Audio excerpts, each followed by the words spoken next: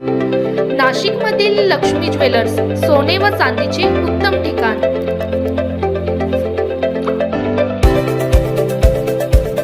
ताज्या बातम्या बघण्यासाठी स्टार लोकशक्ती न्यूज चॅनलला सबस्क्राईब करा आणि बेल आयकॉनला प्रेस करा।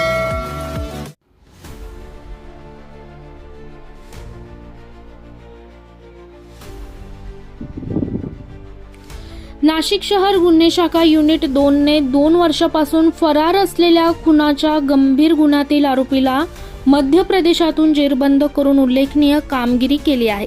पोलिसांनी दिलेल्या माहितीनुसार दिनांक 7/12/2023 रोजी लहवीत येथील रेल्वे पूल क्रमांक 174/3 तर जिल्हा नाशिक येथे फिर्यादीचे वडील त्यांच्या नातेवाईकांसोबत काम करत होते। दुपारी सुमारे 1 वाजेच्या सुमारास काम आटपून निघण्याच्या तयारीत असताना फिर्यादी व त्यांचा साथीदार पाणी पित होते। त्यावेळी आरोपी मजकूर गुलाबसिंग आखाडे याने कोणतेही कारण नसताना हातातील लोखंडी पहारीने फिर्यादीच्या वडिलांवर हल्ला केला। या हल्ल्यात फिर्यादीच्या वडिलांच्या डोक्याला व पाठीला गंभीर दुखापत झाली। त्यांना सोडविण्यासाठी फिर्यादी पुढे गेले असता आरोपी मजकूर गुलाबसिंग आखाडे याने त्यांच्या दिशेनेही लोखंडी पहारीने वार करण्याचा प्रयत्न केला आणि त्यानंतर घटनास्थळावरून पळ काढला। जखमींना तातडीने कॅन्टोन्मेंट हॉस्पिटल देवळाली कॅम्प येथे उपचारासाठी दाखल करण्यात आले। मात्र उपचार सुरू असताना डॉक्टरांनी त्यांचा मृत्यू झाल्याचे घोषित केले।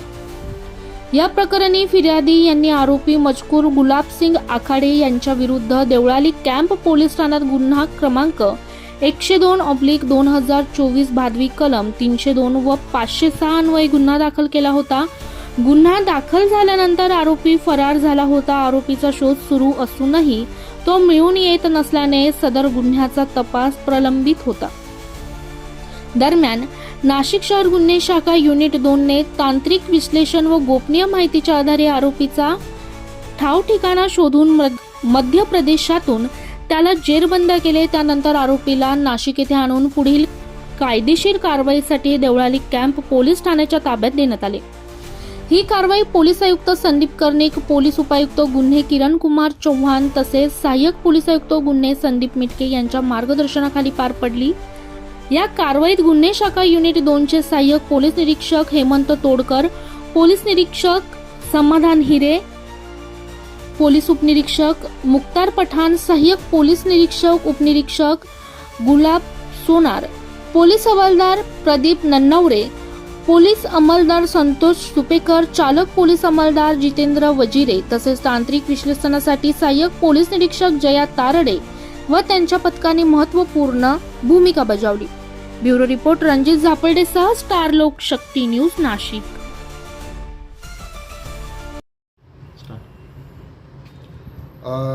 देवळाली कॅम्प पोलीस नदीमध्ये 102/2024 भारतीय न्याय भादवी कलम 302 506 IPC प्रमाणे गुन्हा दाखल झालेला होता। सदर गुन्ह्यामध्ये गुलाबसिंग आखाडे हा गुन्हा दाखल झाल्यापासून फरार झालेला होता।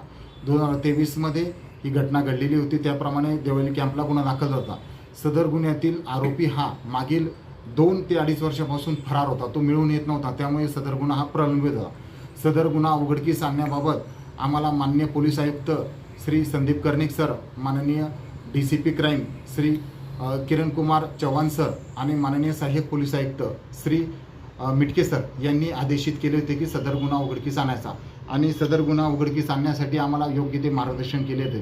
त्यामुळे आम्ही सदर गुन्ह्यातील आरोपी याचा शोध घेण्यासाठी तेथील मिळालेली माहिती आणि तांत्रिक माहिती याचे आम्ही ॲनालिसिस केले आणि ॲनालिसिस करून सदर आरोपी हा खरगोन जिल्हा मध्य प्रदेश येथील असल्याची माहिती मिळाली।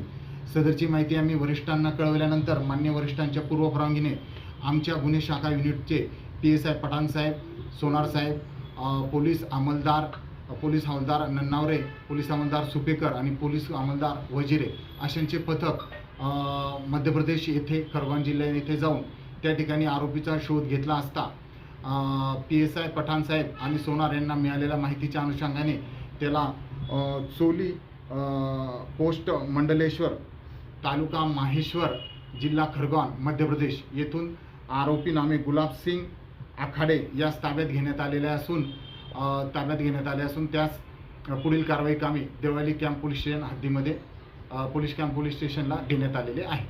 तो किती वर्षापासून तिथे राहत होता?